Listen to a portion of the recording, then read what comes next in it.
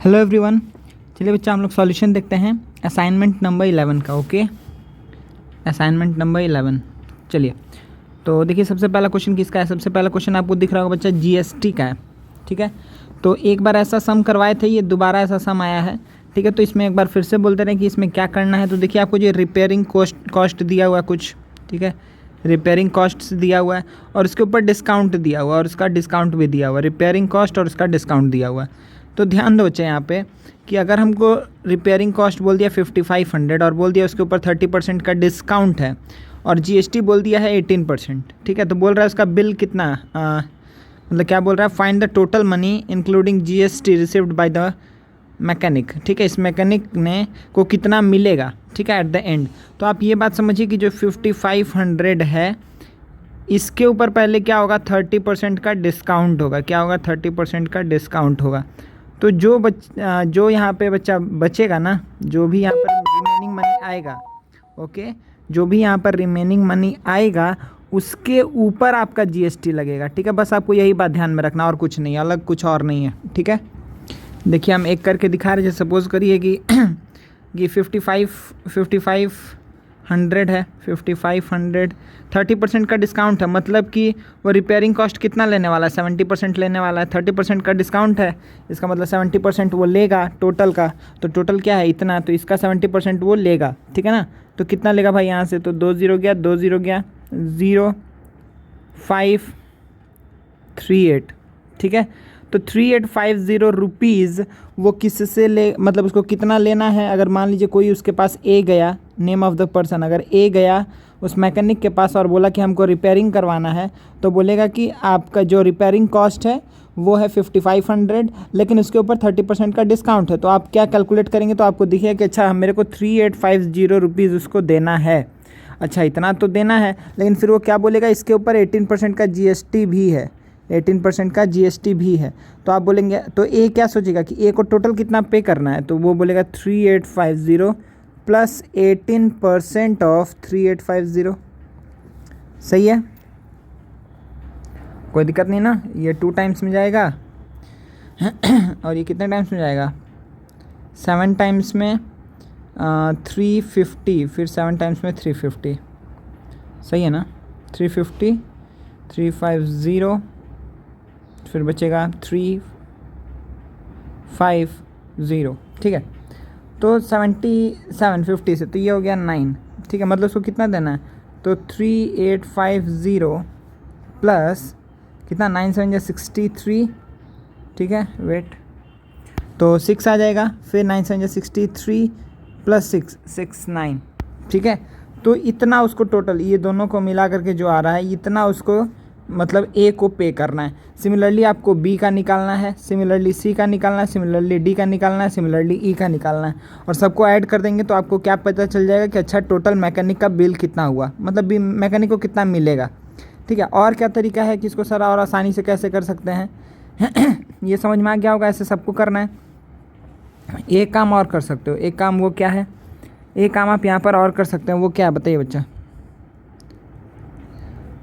इसमें आप पहले ये देख लीजिए ना कि टोटल मनी कितना है, तो आप बोलेंगे sir 5500 plus 6250 plus 4800 plus 7200 plus 3500, तो ये टोटल मनी है। ठीक है, अच्छा नहीं, इसमें आप नहीं कर पाएंगे क्योंकि डिस्काउंट सबका अलग है बच्चा, आपको अलग से ही निकालना पड़ेगा। आप ना इसके ऊपर 30% का डिस्काउंट निकालिए, इसके ऊपर 40 का डिस्काउंट निकालिए, इसके ऊपर 30 का, इसके ऊपर 20 का, इसके ऊपर 40 का, ये आप डिस्काउंट निकाल लीजिए। डिस्काउंट निकालने के बाद जो बचेगा सबको ऐड कर दीजिएगा और सबके ऊपर एक बार में ही ये सबको ऐड करके जो भी मनी आएगा ना, सपोज करिए एक्स आ गया, तब एक्स के ऊपर आप 18% का क्या लगा दीजिएगा, जीएसटी लगा दीजिएगा। तो टोटल मनी कितना पे करना होगा, तो एक्स प्लस 18x/100। ठीक है, इतना उसको पे करना पड़ेगा। ठीक है, यही हो जाएगा आंसर, दिक्कत नहीं होना चाहिए, आगे बढ़ सकते हैं। तो ये थोड़ा सा इससे कैलकुलेशन कम हो जाएगा, अलग अलग से जीएसटी सबका मत निकालिएगा, एक बार में ही निकाल लीजिएगा। ठीक है, आगे बढ़ते हैं। रिमाइंडर थ्योरम से हमको इसको फैक्टराइज करना है। ये फिर क्यों लग रहा है, देखा देखा हमको,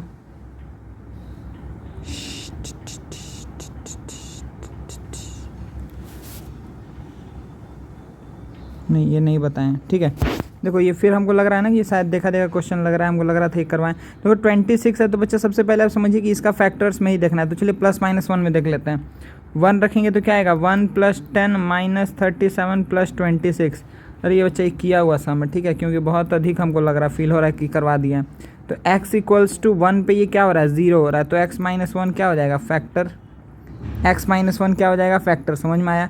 अब अगर x - 1 फैक्टर है, x - 1 अगर फैक्टर है तो क्या हो जाएगा, आप x - 1 से इसको डिवाइड कर देंगे तो क्या आएगा 10x² - 37x + 26 आएगा, ठीक है।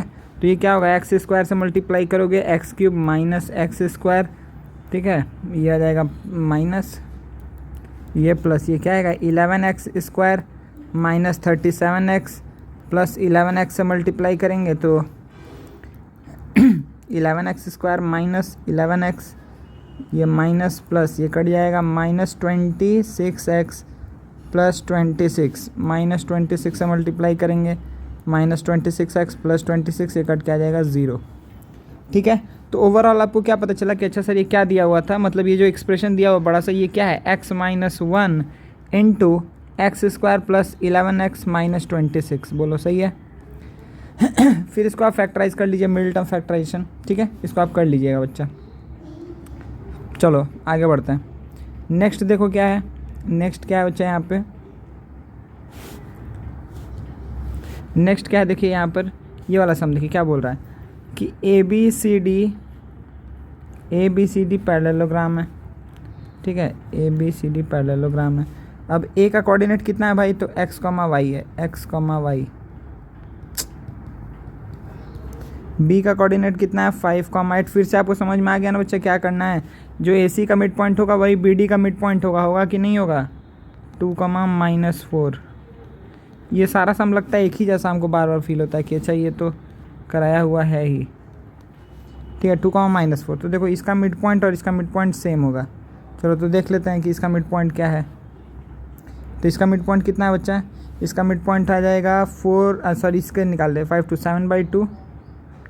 दूसरा कलर ले लेते हैं, ये कितना आएगा 7/2, 2, ठीक है, 7/2, 2।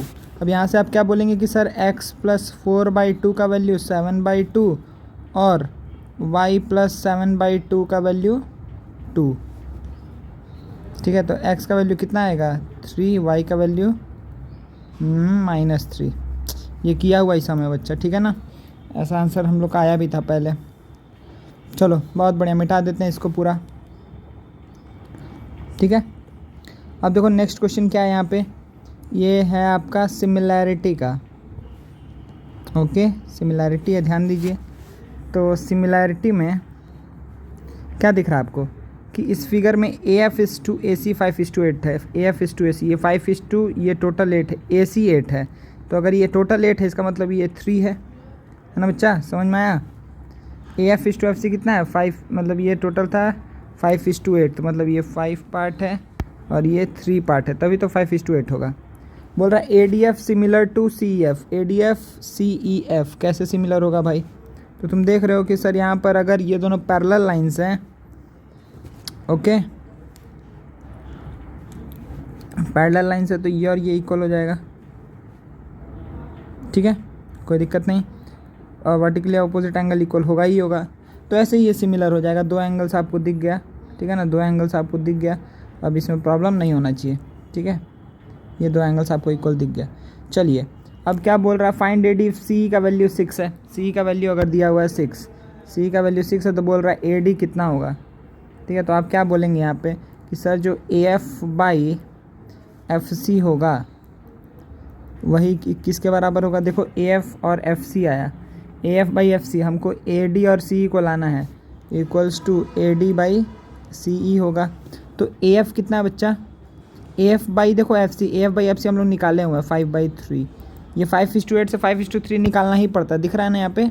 फिर AD/CE है तो x/CE का जगह क्या रख देंगे 6, ये जाएगा 2, x का वैल्यू कितना आ गया 10, कोई दिक्कत नहीं, 10 centimetre will be the answer, ठीक है, 10 centimetre will be the answer, सही है।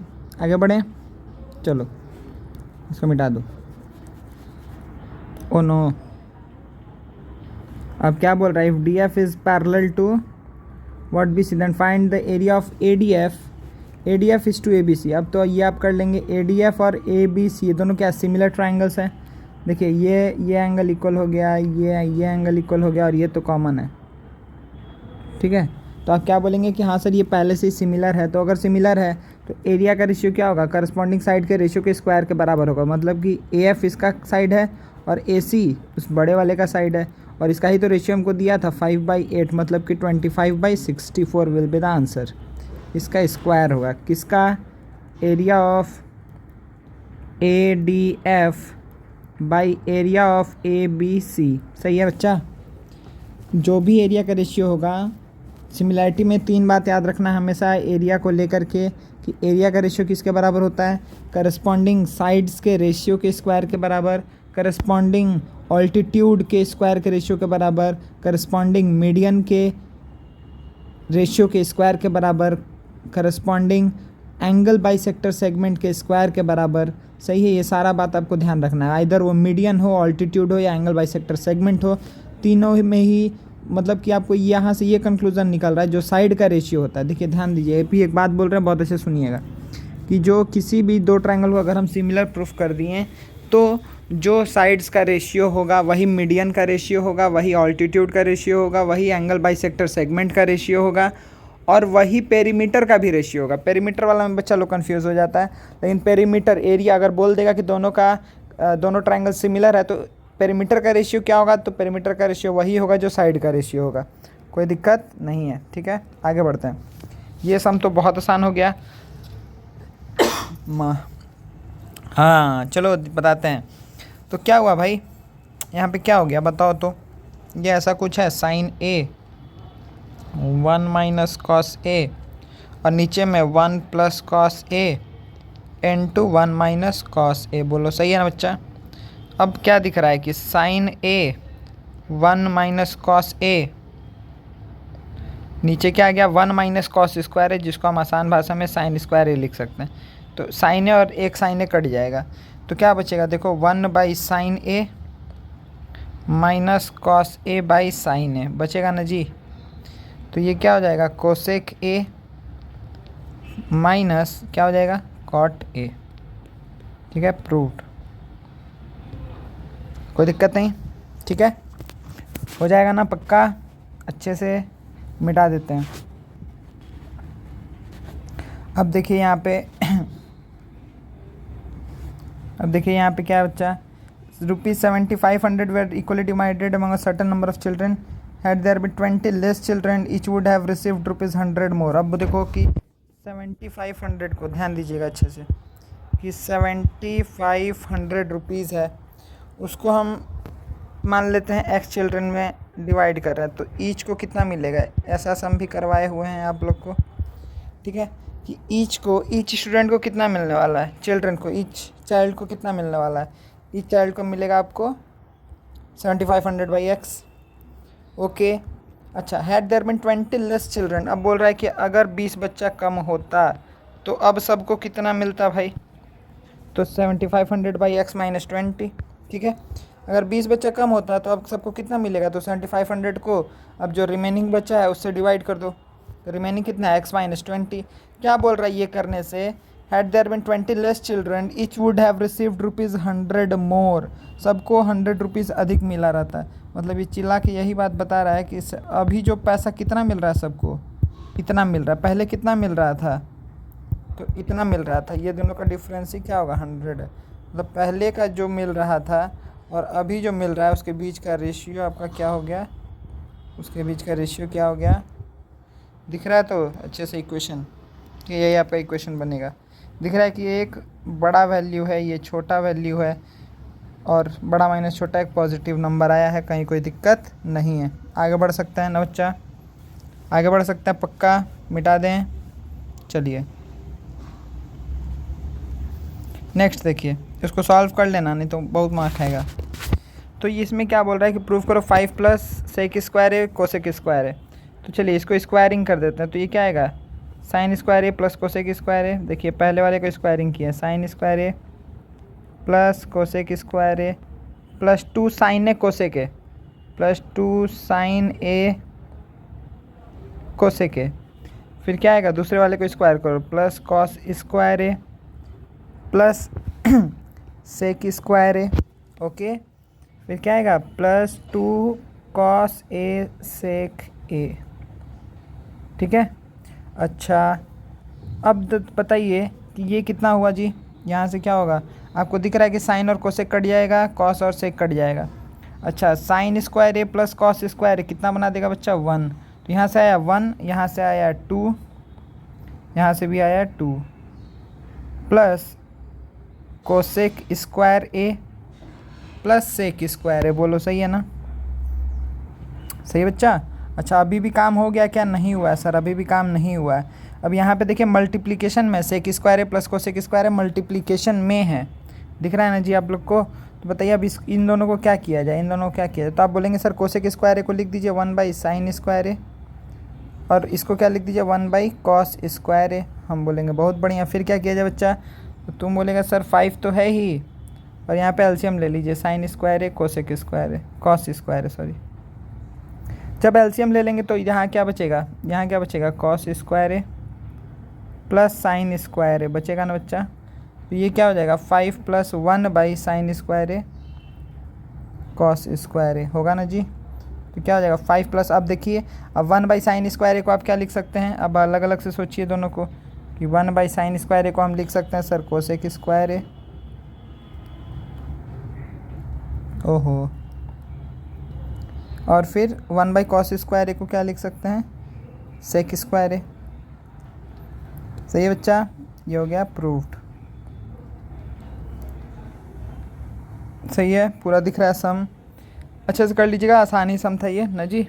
चलिए 2 coins are tossed once find the probability of getting. देखिए 2 कॉइन का बात है, फिर से हमको लग रहा है कि आप लोग को दिक्कत नहीं होगा यहाँ पे, ठीक है, यहाँ पे दिक्कत नहीं होना चाहिए। रुक जाओ बाबू, चलो। तो क्या बोल रहा है 2 कॉइन है, तो सर तो ये तो बच्चा वाला क्वेश्चन हो गया।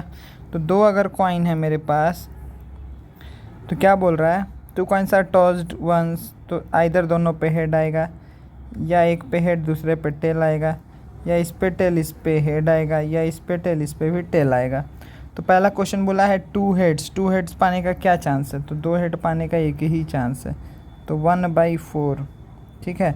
अब बोल रहा है एटलीस्ट 1 टेल, कम से कम एक टेल होना चाहिए, तो कम से कम एक टेल किस में है, देखो दूसरे कलर से कर रहे हैं, कम से कम एक टेल किस में है। तुम बोलोगे सर एक टेल तो हमको यहाँ पे दिख ही रहा है, एक टेल यहाँ भी दिख रहा है, और यहाँ पर भी दिख रहा है 3/4, कम से कम एक होना चाहिए, 2 होगा तो भी चलेगा, तो 3/4 विल बी द आंसर, कोई दिक्कत नहीं है, ठीक है, मिटा दें। चलिए ABC are the vertices of triangle, M is a point on AB such that AM is to MB is 1:2। ध्यान दीजिए अच्छे से सम को, क्या बोल रहा है बच्चे यहाँ पे, क्या बोल रहा है ABC are the vertices of triangle ABC, ठीक है। तो ले लेते हैं ये ABC मेरा ट्राइंगल हो गया, 2,5 -1,2, फिर C का वैल्यू क्या आ गया 5,8 are the vertices of triangle ABC। M is a point on AB such that M is a point on AB ना, हाँ AB, such that AM is to MB कितना बच्चा 1:2 है, मतलब इधर कहीं होगा ये, मतलब इधर कहीं है, इधर कहीं है M, क्योंकि AM is to MB 1:2 है, कोई दिक्कत नहीं है। चलिए अब क्या बोल रहा है find the coordinates of M, hence find the equation of the line passing through the point C and M। अच्छा बहुत बढ़िया। तो यहाँ क्या बोल दिया बच्चा आप लोग को, क्या बोल दिया है कि पहले तो आप M का कोऑर्डिनेट निकालिए, फिर एक ऐसे लाइन का इक्वेशन निकालिए जो C और M से पास करता है। कहाँ से पास करता है, C और M से पास करता है। चलिए M का कोऑर्डिनेट निकालते हैं। M को हम क्या मान लेते हैं x, y, ठीक है। तो M का x कोऑर्डिनेट क्या होगा, x = क्या होगा, तो आप बोलेंगे सर mx2 + nx1। चलिए तो निकाल लेते हैं, AM is to MB हमको पता है, तो mx2, तो 1 हम 1 को m ले ले रहे हैं, तो mx2 + nx1, x2 -1 था, x1 कितना है 2 है, बाई m प्लस n मतलब 1 प्लस 2। x का वैल्यू कितना आएगा बच्चा? तो ये आ जाएगा सर 4 माइनस 1 मतलब 3 बाई 3 मतलब आ गया 1। x का वैल्यू आ गया 1। y का वैल्यू कितना आएगा बच्चा? तो आप बोलोगे sir m y2 plus n y1। y1 कितना है? m y2 plus n y1 m y2 plus n y1 by m plus n मतलब 3। तो y का वैल्यू कितना आएगा बताइए? 27/3 9 आ गया, 9 आ गया। तो m का कोऑर्डिनेट क्या हो गया बच्चा? m का कोऑर्डिनेट क्या हो गया? तो आप बोलोगे सर m का कोऑर्डिनेट तो आया मेरा 1,9 और c का कोऑर्डिनेट कितना है? c का कोऑर्डिनेट कितना है? तो आप बोलोगे सर c का तो कोऑर्डिनेट है 5,8। तो इसका इक्वेशन कैसे निकालेंगे? 2 पॉइंट फॉर्म से सर। तो y minus y1 is equals to m x minus x1। ठीक है, अब देखिए ये x1 y1 इसको ले चुके हैं, तो ये क्या होगा? y2 और x2। तो y2 minus y1 by x2 minus x1। ठीक है, तो ये कितना हो गया बताइए? y minus 9 is equals to minus 1/4 x minus 1। तो क्या होगा? 4y minus 36 is equals to minus x plus 1। तो x plus 4y is equals to 37। बोलो सही है? यही हो जाएगा आपका आंसर। सही बच्चा, दिक्कत नहीं है ना?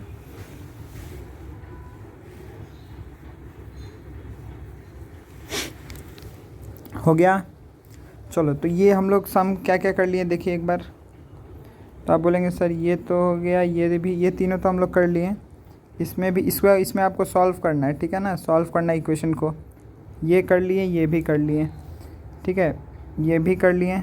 अच्छा, यहाँ पे हम नहीं निकाले थे ना equation of diagonal B D, निकाल लीजिएगा। क्या यूज़ करेंगे? Same 2 point form.